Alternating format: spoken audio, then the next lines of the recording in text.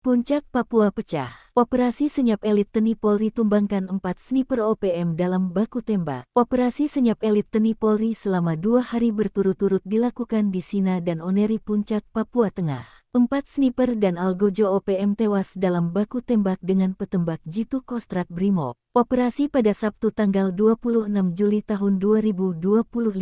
Aparat keamanan menembak 2 anggota OPM yang tengah mengendap-endap di pinggirian sungai di Kampung Gunalu, Distrik Oneri, Kabupaten Puncak, Rabu tanggal 25 Juli. Informasi yang diterima menyebutkan tindakan tegas itu dilakukan setelah aparat melakukan penyergapan di salah satu honai yang diduga menjadi sarang kelompok OPM di Kampung Gunalu. Dari hasil pengintaian, terlihat 2 orang anggota OPM berjalan dan mengendap-endap di pinggiran sungai sambil membawa 1 pucuk senjata jenis AK dan 1 pucuk Moser spesialis penembak jitu. Saat dilakukan penindakan, keduanya melakukan perlawanan. Dalam baku tembak itu, 2 OPM tertembak dan 1 orang anggota OPM berhasil dilumpuhkan dan dinyatakan tewas. Aparat juga mengamankan sejumlah barang bukti, di antaranya 4 buah magazen, 6 butir munisi kaliber 7.62, 3 butir munisi kaliber pukul 5.56, 1 bendera bintang kejora, 1 sangkur, 2 parang, 2 panah, 2 unit handphone dan 1 power bank, 2 caps stempel TPNPB, 1 stapler beserta isinya, dan 1 tas punggung. Sebelumnya dalam operasi Jumat tanggal 25 Juli pasukan elit Kostrad Brimob juga menembak mati 2 anggota OPM. 2 sniper OPM tewas dalam kontak senjata dengan aparat TNI Polri di Kampung Gunalu, Distrik Sina, Kabupaten Puncak. Informasi tersebut disampaikan juru bicara TPN OPM, Sebi Sambom, dalam siaran pers Jumat tanggal 25